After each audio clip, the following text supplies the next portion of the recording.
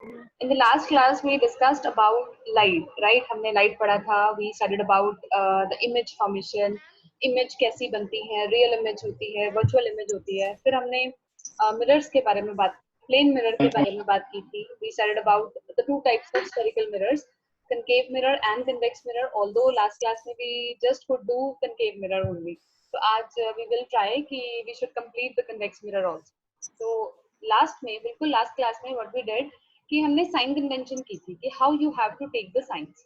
अब देखो, उसी साइन कन्वेंशन से रिलेटेड बेटा कुछ ऐसे पॉइंट्स हैं जिन्हें आपको हमेशा ध्यान में रखना होता है. मतलब अगर आप इसको अपने दिमाग में बिठा लोगे तो उस टाइम पे ज्यादा अपना माइंड अप्लाई नहीं करना पड़ता. ऑल्दो अगर आप एक नंबर सिस्टम, कार्टेशियन सिस्टम को याद रखते हो तो आपको साइंस को कैलकुलेट ही कर सकते हो आप इजीली, तो कोई दिक्कत नहीं आती.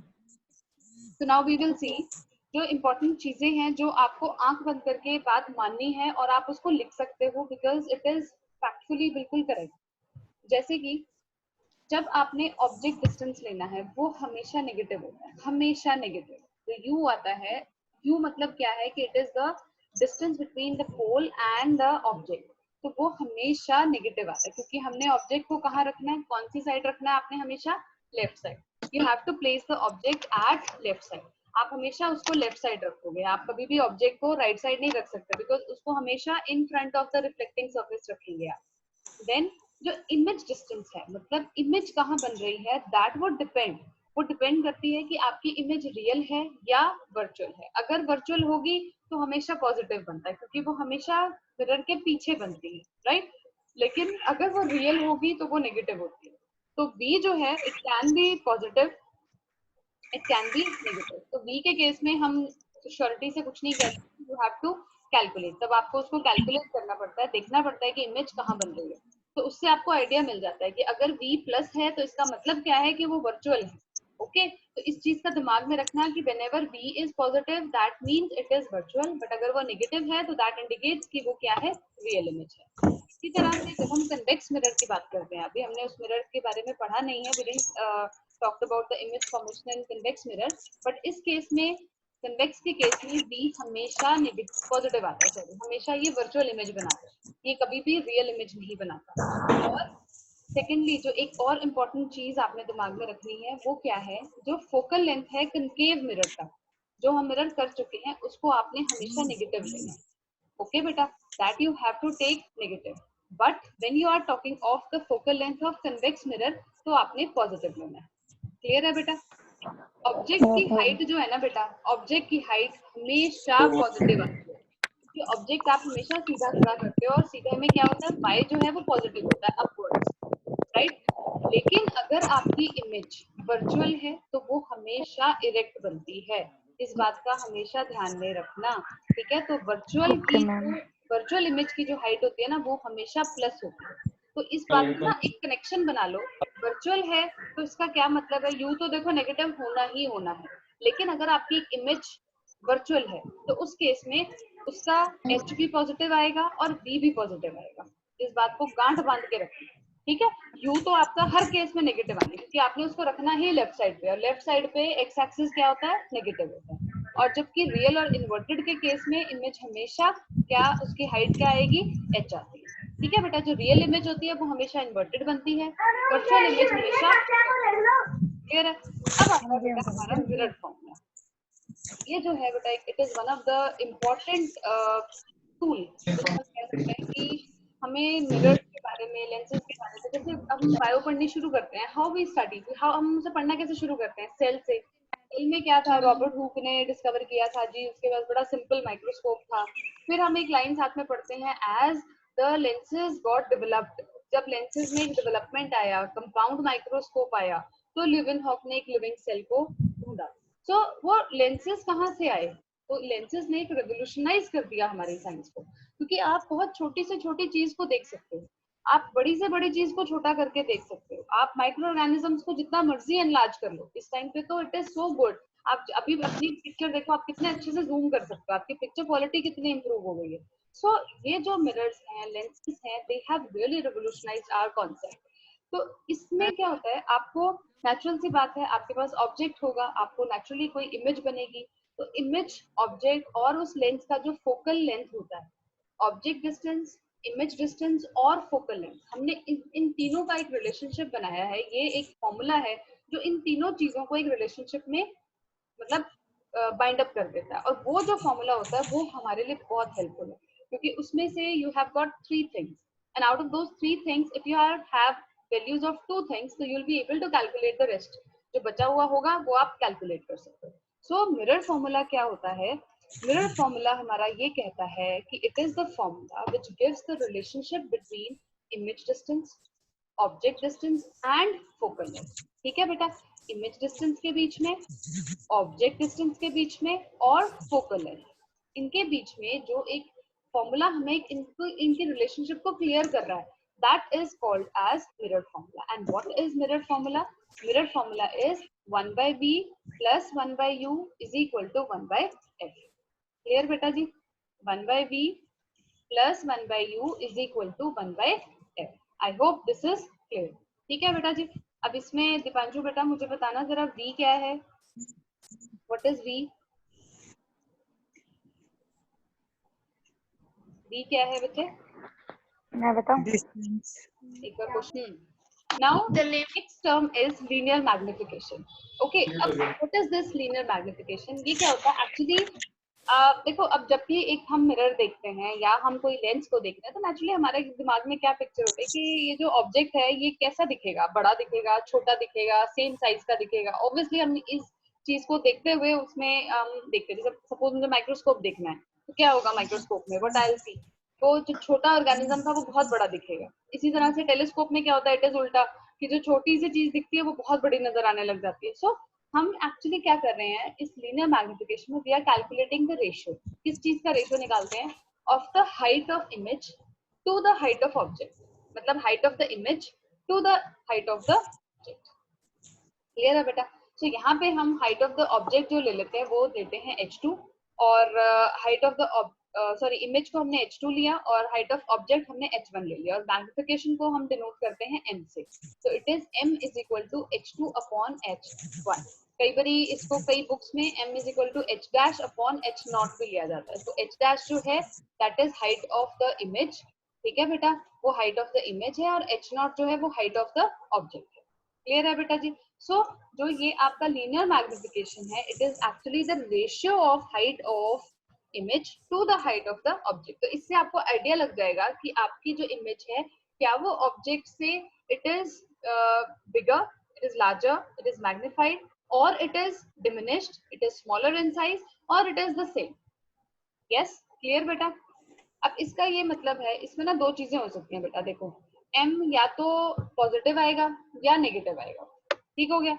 अगर m नेगेटिव आता है दैट मींस आपकी इमेज क्या है, रियल और इन्वर्टेड। ओके बेटा? यस, अगर मेरा m नेगेटिव आ रहा है, m is coming out to be negative, that means for sure that image is real and inverted. Yes, image मेरी रियल और इन्वर्टेड बन गई। क्लियर बेटा?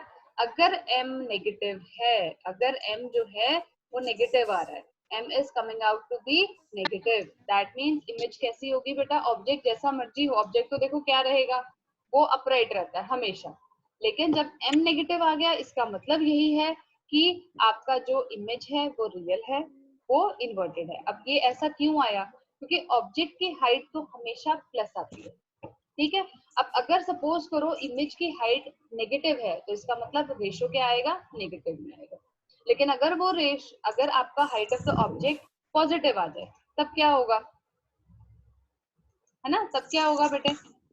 पॉजिटिव आ गया तो इसका मतलब क्या है? वो वर्चुअल है और इरेक्ट है। क्लियर हुई बात?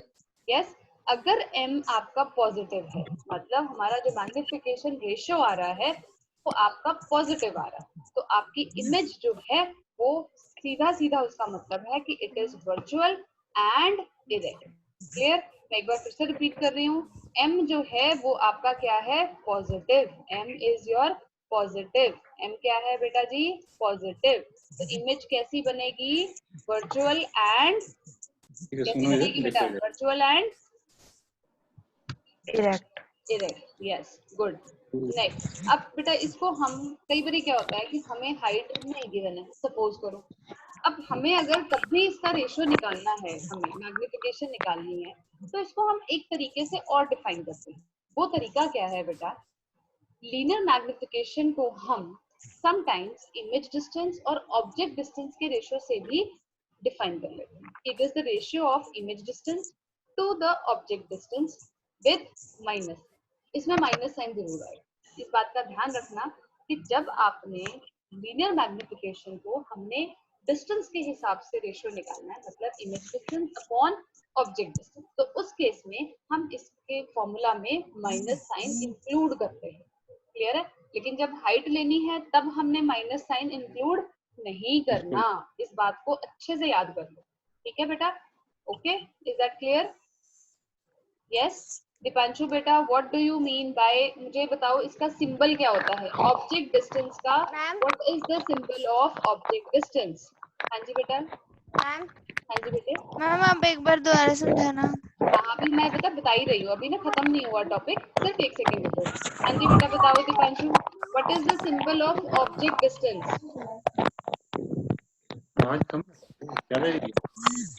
हाँ जी बेटा, ऑब्जेक्ट डिस्टेंस क्या होता है? आगे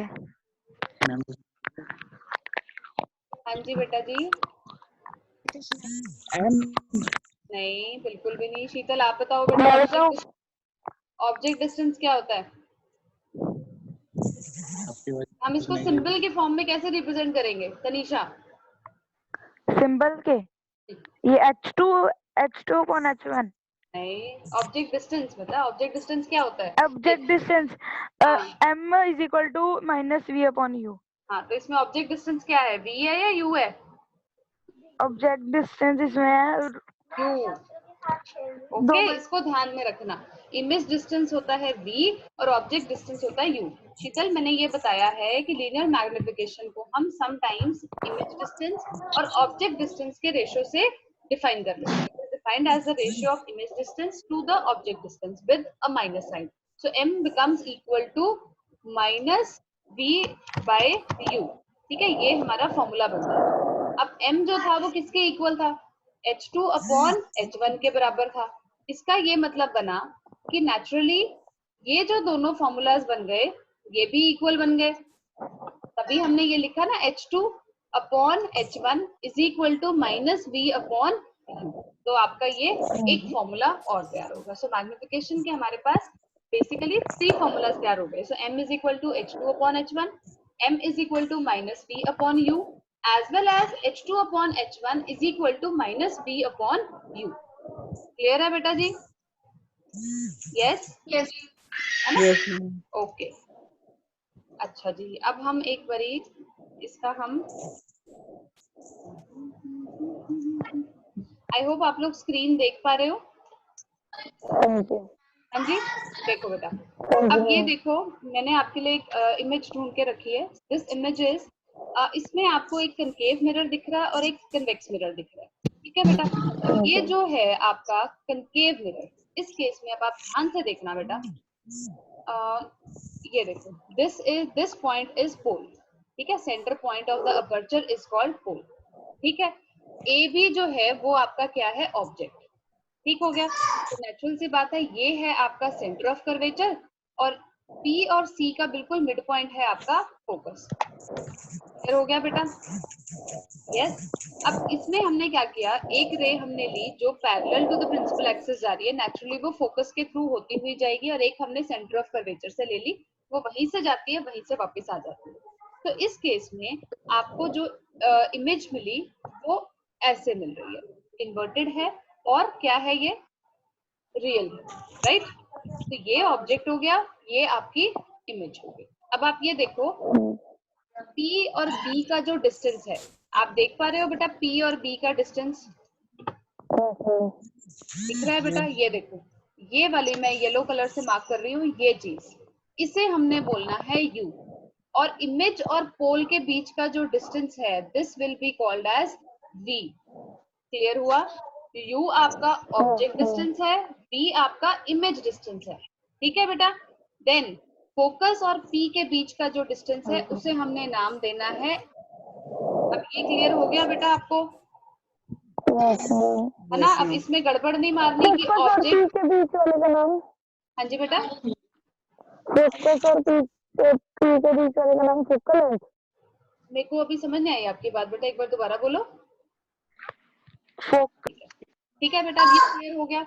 अब आप एच पे ध्यान दो, एच क्या है, देखो बेटा, एच इज योर, यहाँ पे ऑब्जेक्ट डिस्टेंस है, तो ये ए बी क्या बन गया, एच।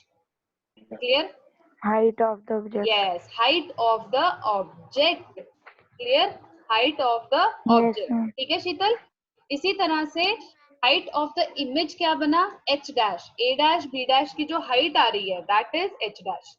H dash. हाँ जी। अब मुझे फटाफट शीतल आप बताओ पहले, ये कनकेव मिरर के केस में यू आप प्लस लोगे या माइनस लोगे? मैं आपकी सहूलियत के लिए यहाँ पे एक कार्टेशियन सिस्टम ड्रॉ कर देती हूँ, मुझे उसके अकॉर्डिंग आपने बताना है कि इस केस में u जो है वो प्लस होगा या माइनस होगा। यस, फटाफट बताते जाओ, u क्या है, प्लस या माइनस? Ma'am plus. प्लस कैसे बेटा, ये नंबर लाइन है बेटे, ये आपका ओरिजिन हो गया, लेफ्ट साइड पे क्या होता है, माइनस, राइट? तो u क्या हुआ, माइनस। माइनस। और मैंने आपको ये इंपॉर्टेंट पॉइंट बताया है कि u हमेशा हमने क्या लेना है, माइनस। ओके, नेगेटिव लेना है। ओके दीपांशु, v क्या है, पॉजिटिव है या नेगेटिव है बेटा? पॉजिटिव है। पॉजिटिव है बेटा, क्या करता है काके? बी नेगेटिव है। v बेटा, v भी नेगेटिव है। ये रहा अच्छा v। ठीक है। कौन सी साइड है नेगेटिव। ये, लेफ्ट साइड है राइट साइड है? लेफ्ट। लेफ्ट है, तो नंबर लाइन में लेफ्ट साइड क्या होता है, माइनस। फिर आपने प्लस क्यों बोला, है ना? गलती से मेरे को पहले देख लिया मैंने। अच्छा जी, ठीक है। तनीषा बेटा, f क्या है बेटा, पॉजिटिव है या नेगेटिव है? F negative. नेगेटिव। तो इस केस में पर्टिकुलरली ये जो इमेज बन रही है, ये बन रही है आपकी सेंटर ऑफ कर्वेचर और f के बीच में है ऑब्जेक्ट, तो इस केस में आपका v u f तीनों नेगेटिव हैं। ओके शीतल, अब इसमें h की वैल्यू क्या है, पॉजिटिव है या नेगेटिव है? यस, मैम द्वारा बोलना। h की वैल्यू पॉजिटिव है या नेगेटिव है? h, ये रहा h की वैल्यू पॉजिटिव है या नेगेटिव है? Ma'am positive. Positive. Tanisha, h dash की वैल्यू पॉजिटिव है या नेगेटिव है? 2 मिनट। h डैश, ये रहा एच डैश की negative. Negative. Yes, very good. अब समझ में आ गया हमने कैसे साइन कन्वेंशन लेना है, क्लियर है? Yes ma'am. ठीक है, अब गड़बड़ घोटाला बिल्कुल भी नहीं होना चाहिए। ठीक हो गया? तो ये हमारा मिरर फॉर्मूला बन गया, ये हमारा बन गया इमेज मैग्निफिकेशन के लिए, और ये हमने किया जो हम इमेज डिस्टेंस और ऑब्जेक्ट डिस्टेंस का रेशियो निकालते हैं।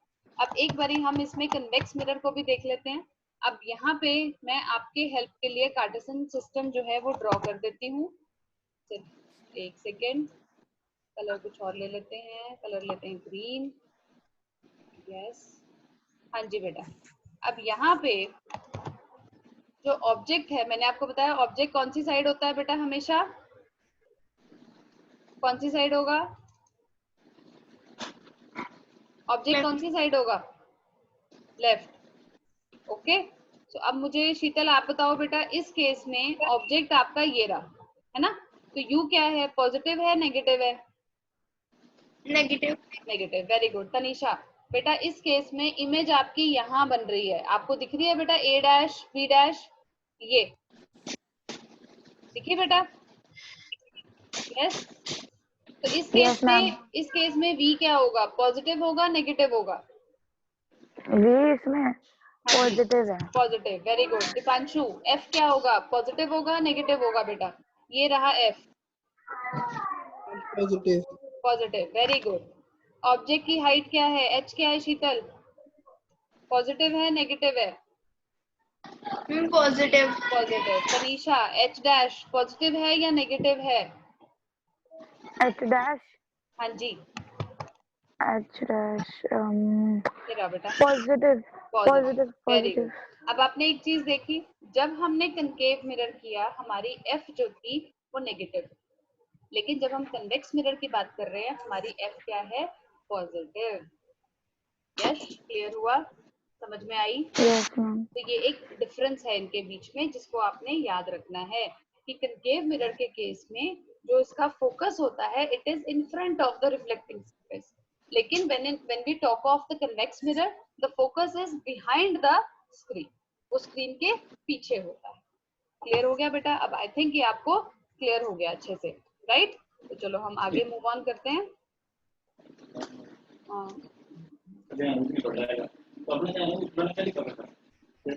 Now we will talk of convex mirrors. ठीक है, अब हमने बात करनी है कन्वेक्स मिरर्स की। अब कन्वेक्स मिरर में भी ऑब्वियसली आप इमेज फॉर्मेशन तो देखेंगे, इमेज फॉर्मेशन कैसे होती है। अब नेचुरल है, उसके लिए भी हम रूल्स कुछ फॉलो करेंगे। वो क्या रूल्स हैं? सबसे पहले बेटा जो एक रे ऑफ जो लाइट होगी, एक सेकेंड बेटा, क्या हो जाता है कभी कभी ना।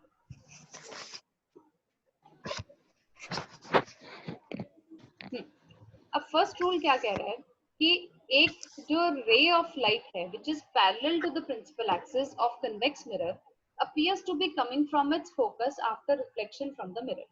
अब देखो बेटा, ये मेरा एक कन्वेक्स मिरर है, ठीक हो गया। अब बेटा इसमें क्या होता है, जो एक सेकेंड, ये आपका है प्रिंसिपल एक्सिस, ठीक है बेटा। अब एक हमने रे ऑफ लाइट लेनी है which is coming parallel to the principal axis, ठीक है, वो ना पैरेलल आ रही है ये रे। जब वो इस मिरर पे टकराएगी तो क्या होगा? अब पैरेलल वाली क्या होता है, इट गोज बैक, मतलब when it gets reflected from the surface, reflecting surface से जब वो रिफ्लेक्ट होती है तो क्या होता है, फोकस के थ्रू जाती है। अब नेचुरल सी बात है, ये जो फोकस है ये तो स्क्रीन के पीछे है। अब लाइट की तो आपको पता है क्या प्रॉपर्टी होती है, वो स्ट्रेट लाइन में ट्रेवल करता है, वो इसके थ्रू नहीं जा सकता, इसीलिए इट गेट्स अवे, तो ये रिफ्लेक्ट बैक हो जाता है। इसीलिए रिफ्लेक्शन जो है वो इसी प्रॉपर्टी के ऊपर है कि हमारी जो लाइट है it cannot travel in a haphazard way, वो सीधा सीधा चलती है सीधा। अब क्या हुआ, ये यहाँ से टकराई और ये वापस चली गई। अब कैसे वापस जाएगी वो डिपेंड करता है कि ये कहाँ से फोकस की तरफ जा रही है, मतलब कि जहां पे भी ये बिहाइंड द मिरर, जहां पे भी जिस पॉइंट से भी ये गो थ्रू होगी, that point is called focus. ठीक है, तो ये पहला रूल है आपका कि जब भी कोई एक लाइन, जब वो पैरेलल टू प्रिंसिपल एक्सिस होगी, कोई भी रे ऑफ लाइट जब वो मिरर पे स्ट्राइक करेगी, after reflection it will go away from the point, लेकिन वो ऐसे लगेगा जैसे वो फोकस से आ रही है। क्लियर है बेटा? फर्स्ट आपका रूल क्लियर है? किसी को कोई डाउट तो नहीं है? Ma'am Yes? एक बार दोबारा बताया।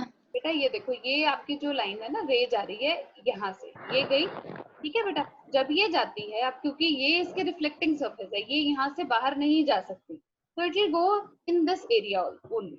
लेकिन ये जो रिफ्लेक्शन ऐसे होती है जैसे कि एक ऐसा है जो कि फोकस से होता हुआ जा रहा है, वहां पे ये जाएगी। तो इमेजिनरी हम इसको ये फील करते हैं कि ये फोकस के थ्रू जा रही है और उसी को ही हम बढ़ाकर रियल बना देते हैं। ये देखो आप, ये हमने क्या किया, ये डॉटेड लाइन दिखाई है। डॉटेड का मतलब होता है हम वर्चुअल चीज बता रहे हैं which is actually not happening. तो ये चीज है, ये एक पॉइंट है जिसके थ्रू ये लाइन जो है वो जा रही है। ठीक है बेटा, क्लियर हो गया? तो ये रूल आपका कनकेव में भी लगता है, कन्वेक्स में भी लगता है, लेकिन इसका ऑब्वियसली सिर्फ प्रेजेंटेशन का फर्क है। अब नेक्स्ट है बेटा, अगर एक रे of light is going towards the centre of curvature, अगर एक लाइन सेंटर ऑफ कर्वेचर से जा रही है तो वो सेंटर ऑफ कर्वेचर से ही वापस आ जाएगी, वो इधर उधर बिल्कुल नहीं देखेगी। It will go through the same path, वो सेम पाथ से आ जाएगी। जैसे कि अब एक रे आई, वो आ रही है सेंटर ऑफ कर्वेचर से, तो सेंटर ऑफ कर्वेचर से होती हुई सेंटर ऑफ कर्वेचर से ही वापस चली जाएगी। It will not go anywhere else, तो वो सेम पाथ फॉलो करते हुए इट विल गो। क्लियर बेटा? Next, a ray of light going towards the focus of a concave mirror, जो फोकस की तरफ जाती है, वो after reflection it will become parallel to the principal axis. ठीक है, वो हमेशा पैरेलल हो जाएगी। जैसे एक ये रे आई, ठीक है, अब इस रे ने क्या हुआ, ने जाना था फोकस के थ्रू, लेकिन ये जा नहीं सकती। क्यों नहीं जा सकती? क्योंकि लाइट जो है वो हमेशा स्ट्रेट लाइन में ट्रेवल करती है। क्लियर हो गया? अब क्या हुआ, अब ये जा नहीं सकती, तो after reflection it will go parallel to the principal axis. ठीक है, प्रिंसिपल एक्सिस के ये पैरेलल हो जाएगी और आगे कंटिन्यू चलती चली जाएगी। ठीक है जी, This is your principal axis, और ये जो है after reflection this ray has become parallel to the principal axis. Is that clear? Yes. Next rule ये कह रहा है कि एक सेकेंड बेटा.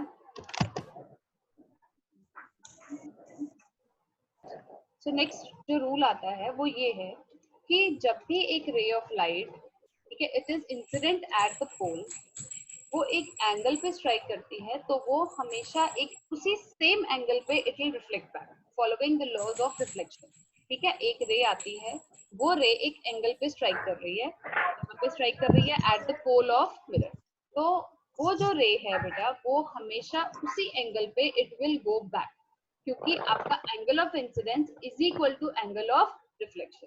यही होता है ना, angle of incidence is equal to angle of reflection. Law of reflection होता है ये, angle i is equal to angle r. तो ये आपकी 4 रेज होगी, इसमें से कोई भी 2 रेज लेके आप इमेज फॉर्मेशन कैरी ऑन कर सकते हो, but you need at least 2 rays for any image to be form. अब देखो जो इमेज बनती है कन्वेक्स मिरर की, इसकी कैरेक्टरिस्टिक फीचर्स एक बार हम देखते हैं. देखो बेटा, जो इमेज बन रही है आपकी कन्वेक्स मिरर के केस में वो हमेशा बिहाइंड द मिरर बनती है. इस बात को हमेशा याद रखो कि जब भी हम कन्वेक्स की बात करते हैं, कन्वेक्स के केस में आपकी image is always behind the mirror, वो मिरर के पीछे बनती है. क्लियर? कैसी होती है वो पीछे, मतलब अगर वो स्क्रीन के पीछे है तो that means it is virtual. Virtual है तो इसका मतलब इट इज इरेक्ट. इरेक्ट है तो sometimes it is diminished, sometimes it is angular. Okay, clear है? तो diminished is not necessary, but behind the mirror, virtual, erect, तो इसकी खास तौर पे कैरेक्टरिस्टिक फीचर्स होती है. क्लियर है जी? नेक्स्ट अब हम देखते हैं इसके केस में इमेजेस कैसे बनती हैं. पहला केस जो आता है, the very first case is कि जब हमारा ऑब्जेक्ट जो है वो पोल और इंफिनिटी के बीच में है. क्लियर हुआ? हमने ऑब्जेक्ट कहाँ रखा है, कहीं पे भी होगा लेकिन वो पोल और इंफिनिटी के बीच में. तो अब देखो हम कैसे उसमें इमेज फॉर्मेशन बनाते हैं. हमने ये हमने एक ऑब्जेक्ट ले लिया, ठीक है जी. यहाँ से एक हमने रे ली जो पैरेलल जा रही है. तो अब ये हमारा ऑब्जेक्ट है A B. Now what will we do, अब obviously we have to take minimum 2 rays जिससे हम एक जो इमेज है वो फॉर्म कर सकते हैं. तो सबसे पहले we will draw the principal axis जिस पे हमारा object is placed. Now we have taken 2 rays. One of the ray is which is parallel to the principal axis. अब हमें ये पता है कि जो ये जब ये पैरेलल होती है वो हमेशा फोकस के थ्रू आती है. तो जब भी ये पैरेलल लाइन होगी वो हमेशा फोकस के थ्रू पास होती है. So this is the thing, जो ये फोकस के थ्रू पास हो रही है. I know this is not a straight line, तो थोड़ा सा हम देख लेते हैं, ऐसे ही उसको सीधी बना लेते हैं. ठीक है, वैसे it is, हम इसे थोड़ा सा ब्रेक लाइन बनाते हैं, but I have made like this. Now the second ray which I have taken is the ray which is passing through center of curvature, and as we know जब कोई भी ray center of curvature से pass on होती है तो वो उसी रास्ते से it will go back without deviating from the path. तो अब ये जो image formation है ये कहाँ हुई, ये हमारी हुई at मतलब between P and F. आप इसमें देख पा रहे हो इसका जो साइज है वो काफी reduced है, right? वर्चुअल इमेज है, इरेक्ट इमेज है और थोड़ी सी डिमिनिश्ड. क्लियर होगी बेटा? तो इसकी इमेज की क्या कैरेक्टरिस्टिक फीचर्स हुई, इमेज जो है it is behind the mirror, mirror के बैक साइड पे बन रहा है. ठीक है, behind the mirror, between P and F, virtual है, इरेक्ट है और डिमिनिश्ड है. क्लियर हो गई बात बेटा? यस, क्लियर बेटा? अब सेकंड केस आता है जब हमारा ऑब्जेक्ट जो है वो इंफिनिटी पे है. इसके 2 ही केस. हाँ जी बेटा, हाँ जी बोलो, बोल बेटा. हाँ जी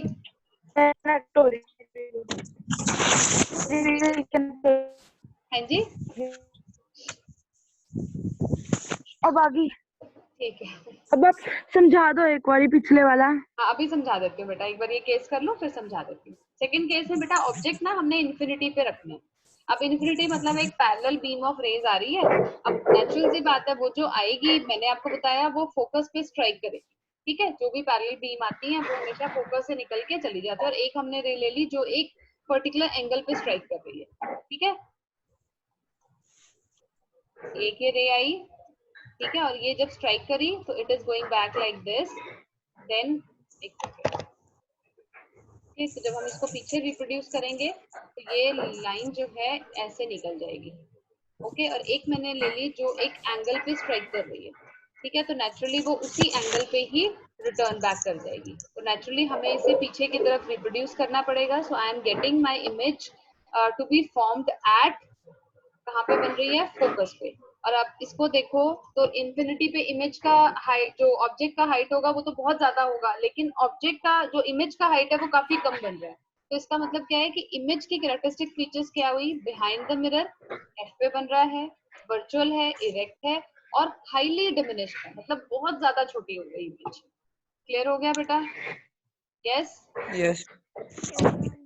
तो अभी एक सेकेंड रुकेंगे। ये देखो बेटा, ये ना आपके लिए मैंने कन्वेक्स मिरर एक पिक्चर कलेक्ट करके रखी है। अब in this case as you can see, ये देखो बेटा, ये तो है प्रिंसिपल एक्सिस, ठीक बेटा। अब ये आपका होता है रिफ्लेक्टिंग सरफेस, ठीक। अब ये जहाँ जो भी इसमें रेज आएंगी बेटा, नेचुरल सी बात है, जो पैरेलल रेज आती हैं वो हमेशा जब after reflection they will always pass through focus, वो हमेशा फोकस के थ्रू जाएंगे। तो जब हमने यहाँ पे रेज को पास ऑन किया तो जो ये पॉइंट हमें मिला इसे हमने क्या बोलना है, फोकस। और दूसरा बेटा, ये जो आपका एक सर्कल होता है ना पूरा, ये वाला मतलब पूरा का पूरा जो सर्कल है, अगर हम इसको ड्रॉ कर दें पूरे सर्कल को, तो नेचुरल सी बात है इसका एक सेंटर पॉइंट होता है। तो this centre is actually your centre of curvature. Clear है? अब पोल और सेंटर ऑफ कर्वेचर के बीच में, pole and centre of curvature के मिड पॉइंट जो है दैट इज कॉल्ड फोकस। और अगर हमें फोकस को डिफाइन करना है तो हाउ विल बी डिफाइन, कि जो भी पैरेलल बीम ऑफ रेज आती हैं which are parallel to the principal axis, after striking the reflecting surface they will always pass through focus. ठीक है जी, वो फोकस के थ्रू पास करती है। अब आप ये देखो, इसमें अगर आप एक चीज देख रहे हो तो ये कन्वेक्स मिरर जो है ये रेज को ना दूर भेज रहा है, इट इज सेंडिंग अवे। तो ये एक डाइवर्जिंग मिरर का काम करता है। तो रेज है आफ्टर रिफ्लेक्शन दे डाइवर्ज, बहुत बड़ा एरिया कवर अप कर लेते हैं वो। और जबकि जो आपका कनकेव मिरर है वो क्या करता है, कन्वर्ज करता है। क्लियर है बेटा? यस। अब हम इसके यूजेस देखते हैं कि यूजेस क्या थे इसके, हमारे, एक सेकेंड, कन्वेक्स मिरर के। सबसे पहले ये रियर व्यू मिरर की तरह यूज होता है। अब रियर व्यू मिरर मतलब, हाँ जी, रियर व्यू मिरर कहाँ पे होता है? अरे सभी लोग चलाते हो स्कूटर, कहाँ होता है रियर व्यू मिरर? स्कूटर पे लगा होता है ना, जिसमें से आप पीछे से देखते हो। अब आप खुद ही देखो, इतना बड़ा ट्रक होता है, वो कितने से शीशे में इतना छोटा सा दिखता है, उसके अलावा भी इतना सारा ट्रैफिक दिख जाता है। सो वो कितना बड़े एरिया को कवर अप कर रहा है, राइट? समझे? ठीक है। हम इसको शॉप सिक्योरिटी मिरर्स के तौर पे भी यूज करते हैं।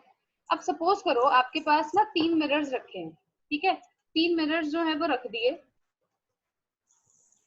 अब तीनों में आपको उन्होंने कहा डिस्टिंग्विश करके बताओ बिना उनको टच करे, एक प्लेन मिरर है, एक कनकेव है और एक कन्वेक्स है, बताओ कैसे बताओगे? तो वो हम कैसे बताते हैं, जो प्लेन मिरर होता है ना बेटा, वो हमेशा आपको जो इमेज देता है ना वो सेम साइज की देता है। प्लेन मिरर की इमेज हमेशा सेम साइज की होती है। ये बात हमेशा याद में रखना कि जब भी सेम साइज की इमेज बन रही है दैट इज प्लेन मिरर। अगर आपकी जो इमेज है वो काफी मैग्निफाइड बन रही है तो उस केस में कनकेव मिरर होता है। कनकेव मिरर के केस में आपकी जो इमेज है काफी मैग्निफाइड आती है, ठीक है, मैग्निफाइड इमेज आती है। और जब हम बात करते हैं हमारे कन्वेक्स मिरर की, अगर इमेज डिमिनिश्ड आ रही है तो कैसा मिरर है वो, कन्वेक्स। तो एक बार मुझे बताओ, अगर सेम साइज की इमेज होगी तो नेचर ऑफ मिरर क्या होगा, प्लेन। अगर मैग्निफाइड इमेज होगी तो नेचर ऑफ मिरर क्या होगा, कनकेव। अगर डिमिनिश्ड इमेज होगी तो नेचर ऑफ मिरर क्या होगा, कन्वेक्स। Is that clear? समझ में आ गया? हाँ जी। हाँ जी। तो अभी तक कोई डाउट है किसी